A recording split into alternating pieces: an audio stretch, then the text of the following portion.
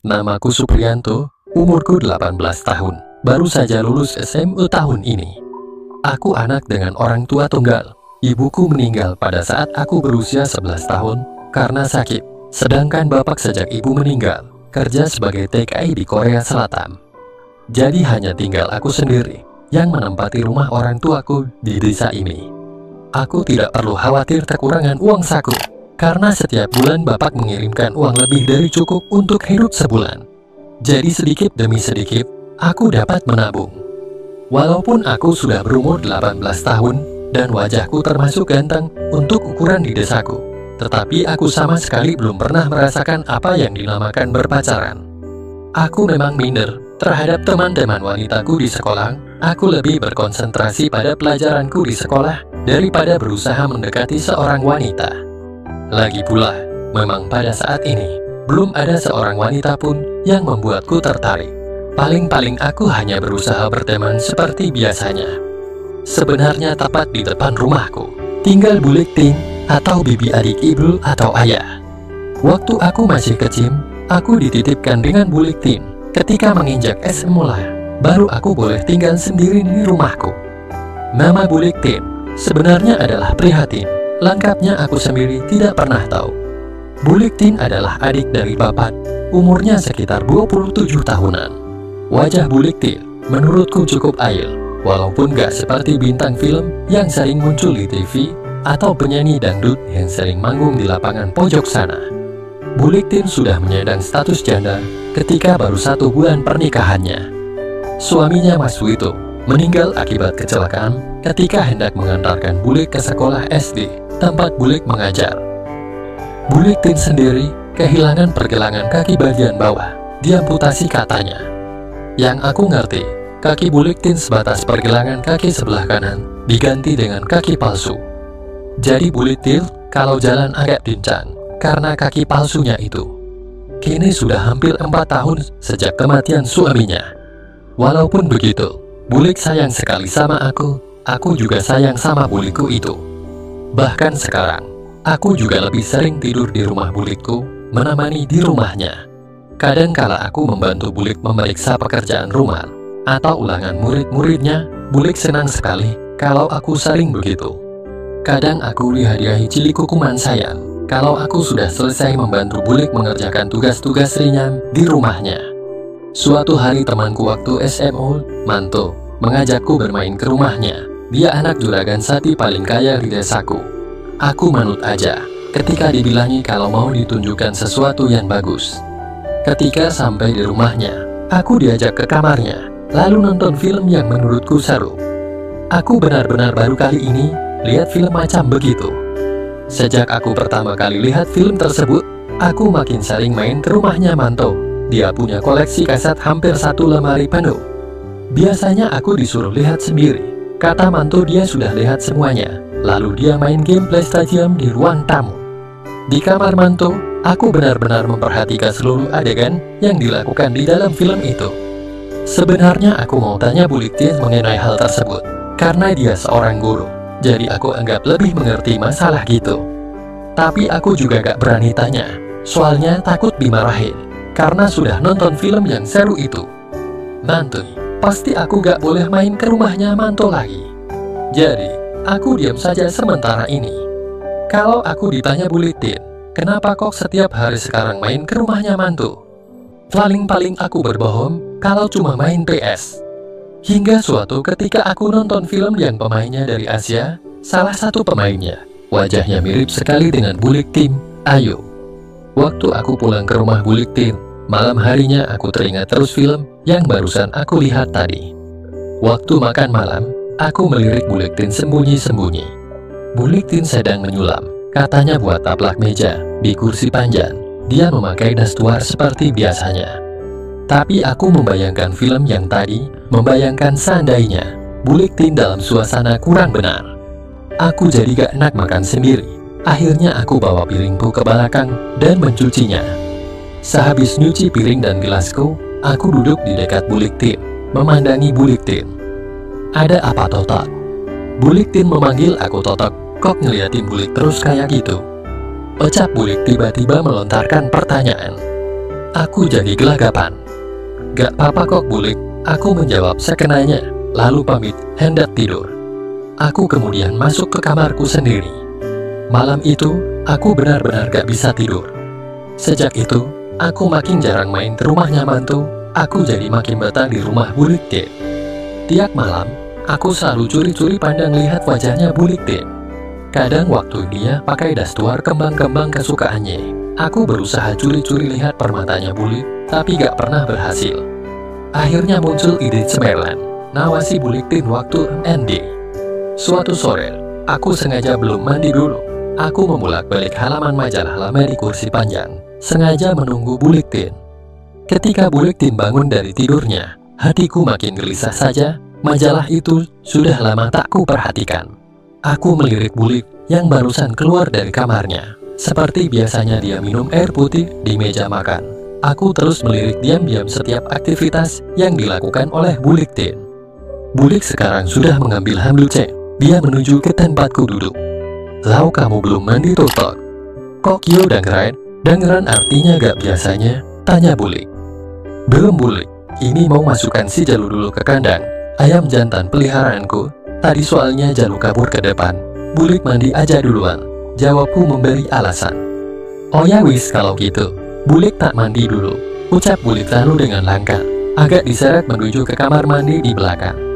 Kamar mandi di rumah Bulik Tin memang hanya bertembok sedikit tinggi di atas kepalaku. Selain itu pintunya hanya sen yang sudah lubang sana-sini. Jadi besar kesempatanku untuk melakukan ide cemerlang itu. Jantungku berdegup kencang ketika dengan pelan-pelan aku minju ke belakang rumah. Suara Bulik Tin terdengar jelas, bersenandung kecil. Aku menunggu di dekat kandang ayam sebelah kamar mandi. Terdengar suara air. Itu merupakan tanda bahwa Bulik sudah melakukan aktivitasnya. Perlahan-lahan aku menaiki kursi tua di pojokan. Langit yang sudah mulai menghitam membantuku supaya rencana ini berhasil. Aku mulai menaikkan kepalaku perlahan-lahan. Lampu di ruangan itu sebesar 5 watt sudah dinyalakan, jadi aku harus hati-hati. Aku mulai melompokkan kepalaku melewati tembok kamar mandi. Dari sudut ini, aku mulai melihat kepala Bulik sedikit demi sedikit. Aku berusaha terus dengan pelan-pelan mengangkat kepalaku. Akhirnya Bulik Tin yang sudah dalam suasana kurang benar terlihat jelas di bawah penerangan lampu 5 watt. Lama aku memandanginya hingga tiba-tiba keseimbanganku jadi goyah. Refleks aku meloncat dari kursi tua itu. Waktu aku mendarat di tanah, berbunyi agak keras, gedebok. Suara senandung Bulik seketika berhenti. Jantungku seakan hendak meledak. Tanpa banyak menunggu, aku lari menuju ke ruang depan. Sesampainya di kursi panjang, aku menenangkan diri. Apakah Bulik tahu aku sedang mengawasinya? Jantungku berdetak seakan-akan hendak meloncat dari tempatnya. Dengan gelisah, aku duduk menunggu sambil memikirkan alasan-alasan yang masuk akal. Tak berapa lama, tampak Bulik sudah menyelesaikan aktivitasnya. Terdengar suara pintu kamar mandi dibuka. Keringatku makin deras saja mengucur, membayangkan apa yang bakalan terjadi sebentar lagi. Langkah-langkah kaki terdengar mendekat. "Tok, sana mandi. Sudah hampir maghrib loh." Suara Bulik terdengar seperti biasanya. "Belum sudah hatiku." Bulik sama sekali tidak curiga. "Ya Bulik, ini Totok mau mandi," jawabku lalu aku segera ngacir ke belakang menghindari pertanyaan-pertanyaan Bulik selanjutnya. Di kamar mandi, pikiranku terus membayangkan Bulik Tin. Buru-buru aku menyelesaikan mandiku.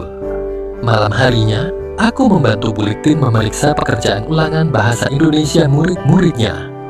Makin senang aku membantunya ketika Bulik Tin hanya memakai dastuar. "Bulik, kalau tidak ada titiknya, perlu dicoret tidak?" tanyaku pada Bulik Tin yang masih serius mengerjakan bagian lainnya. "Lah iya Tok, pokoknya kalau tanda baca tidak lengkap ya langsung dicoret saja," jawab Bulik Tin tanpa mengalihkan pandangannya dari kertas-kertas di hadapannya. Posisi dudukku ini memungkinkan mencuri-curi pandang ke arah permata Bulik Tin. Aku duduk di lantai dengan bersila, sementara Bulik Tin duduk di kursi depanku. Otomatis kalau lagi menulis di mejaku, Bulik Tin agak membungkuk. Selama membantu Bulik Tin, aku tidak bisa konsentrasi. Dudukku gelisah karena astriku beraksi terus dari tadi. Walaupun tidak terlalu jelas, Rasanya sudah hendak karuan saja. Kadang-kadang, waktu Bulik meluruskan punggungnya bersandar ke kursi, aku masih sempat-sempatnya berusaha melihatnya. Kertas ulangan murid-murid Bulik Tin di tanganku sudah selesai semua kukoreksi, tetapi aku sengaja berlama-lama di posisi ini. Selain masih senang dengan hobi baruku, asku masih sempurna. Lah kalau aku berdiri, ya kelihatan jelas. Gimana Top? Dah selesai apa belum ngoreksinya? Tiba-tiba Bulik menegur. Setengah kaget, aku agak terlonjak, dan alhasil asku yang lagi bereaksi itu terbentur kaki meja. Waduh, rasanya ampun dah. Dah Bulik, barusan juga sudah tak koreksi nih Bulik. Sambil menahan sakit, aku menyerahkan hasil koreksianku ke Bulik, lalu cepat-cepat berdiri dan ngacir ke kamar. Top, kenapa kok merengis-merengis gitu? Tanya Bulik Tin melihat aku ngibrit ke kamar, sambil menahan sakit. Nggak apa-apa kok Li, cuman kebentur meja aja, sahutku dari dalam kamar. Apa nih yang sakit Tok? Es muyul? Tanya Bulik sambil menahan senyum. Aku langsung malu berat, ketahuan Bulik. Iya Li, makanya ini seganti, jawabku dari bilik kamar. Hati-hati Ton, ndak ada gantainya lo. Kalau ampel patan, Bulik Tin tertawa lepas, sehabis ngomong gitu.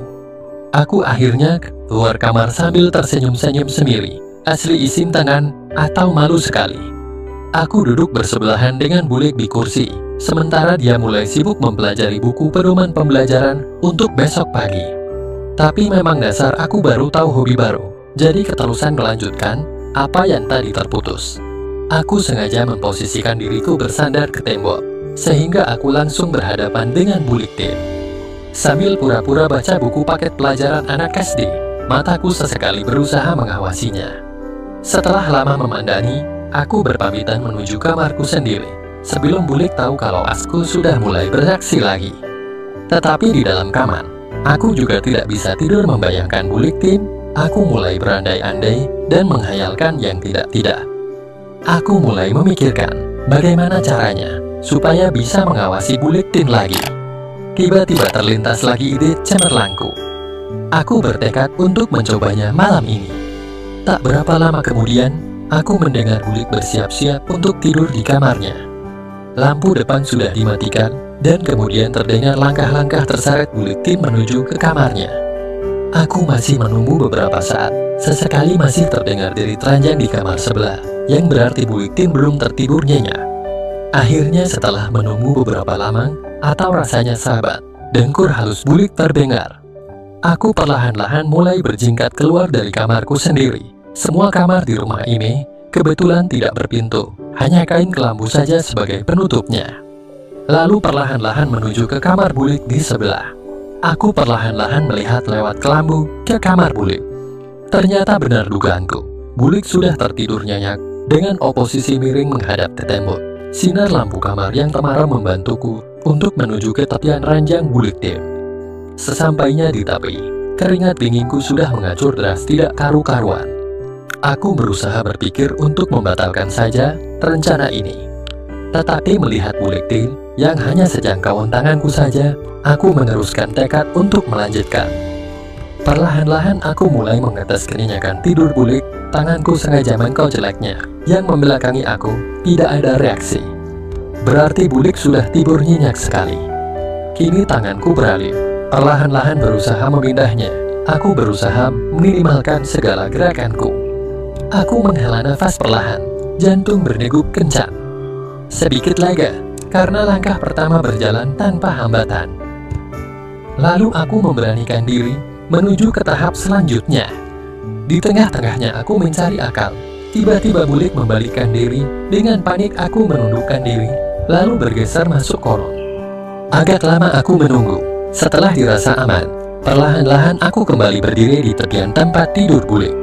Kini oposisinya tidur demikian. Hampir saja aku bersorak kegirangan. Akhirnya terpampanglah pemandangan indah di hadapanku. Aku berusaha memperhatikannya. Ternyata lain dari yang pernah aku lihat di film-filmnya si Mando. Perlahan-lahan aku memberanikan diri untuk mendemikiannya itu. Dengan sesekali memperhatikan wajah Bulik yang tertidur. Rasa senang bercampur debar-debar, ketakutan bercampur aduk jadi satu. Inilah pertama kalinya aku menyentuh dan melihat ruang pribadi dari jarak sedekat ini. Setelah cukup aku memandanginya, kini aku beralih bagian. Kesenangan belum terhenti. Dengan perlahan-lahan juga, aku mulai memindap yang dibawa oleh Bulik. Entah dari mana aku mendapat keahlian dan kesadaran seperti ini. Aku meneguk ludah, memandang permata perhiasan Bulik Tin. Belum pernah aku merasakan kegirangan seperti saat ini. Maklum saja, seumur-umur ya baru kali ini, aku membelikan perhiasan permata seorang wanita. Setelah itu, aku memberanikan diri mendekat. Seperti yang pernah aku tahu di film-filmnya si Manto. Tiba-tiba Bulik mengeluh pelan. Hampir kopot jantungku. Secepat kilat, aku bersembunyi di kolom. Dengan cemas aku menunggu reaksi selanjutnya dari Bulik Tin. Mati sekarang aku. Bulik pasti marah besar. Aku membatin dalam hati, sambil berharap itu tidak akan terjadi. Beberapa lama kemudian, ternyata tidak ada reaksi apa-apa. Ternyata Bulik masih tertidur dengan nyenyaknya. Aku memberanikan diri keluar dari kolom tempat tidur. Ternyata Bulik sudah berpindah posisi menghadap ke tepian. Rasa lega menyelimuti aku, tetapi aku sudah tidak berani mengambil resiko lagi. Dengan perlahan-lahan, aku berusaha membenahi keadaan Bulik. Walaupun tidak sempurna, tetapi aku rasa sudah cukup. Setelah kembali ke kamarku sendiri, aku baru merasa aman dan lega. Aku berusaha memejamkan mata untuk tidur, tetapi ingatan tentang Bulik Tin terus berada di otakku. Setelah lama kemudian, akhirnya aku malam itu tertidur dengan mimpi-mimpi yang dipenuhi oleh Bulik Tin. Ketika aku terbangun pada pagi harinya, rasa khawatir itu kembali muncul. Bayangan akan kemarahan Bulik Tin sungguh membuatku menciut. Takut kalau Bulik tahu perbuatanku tadi malam. Aku terdiam lama di tempat tidur, tanpa berani keluar kamar, walaupun sebenarnya aku sudah terbangun dari tadi. Tok, bangun Ji, udah siang tur. Tiba-tiba Bulik Tin masuk ke kamarku. Dia sudah berpakaian rapi, hendak berangkat mengajar. Aku menggeliat, berpura-pura baru bangun tidur. Iya Bulik, ini udah bangun kok, sahutku malas. Bulik Tin tersenyum kecil, lalu duduk di sampingku. Bulik berangkat dulu ya. Tuh si Jalu sudah Bulik keluarin di belakang rumah. Dasar kamu molor terus sih, kata Bulik Tin sambil mencelilik kuku kedua TV-ku. Dengan langkah agak pincang, Bulik keluar dari kamarku. Aku bernafas lega. Ternyata Bulik tidak tahu sama sekali tentang kejadian tadi malam. Aku meloncat dari kamar tidur dan keluar kamar. Bulik sudah berjalan di halaman depan rumah. Hati-hati di jalan Bulik nih, seruku. Bulik Tin hanya melambaikan tangan sambil tersenyum padaku. Bersambung. Apakah Bulik memang tidak mengetahuinya? Atau jangan-jangan Bulik hanya pura-pura tidak tahu saja? Nah, atau setelah ini Bulik akan berkenan mengajari aku ya? Kita lanjut part 2. Semoga terhibur. Terima kasih.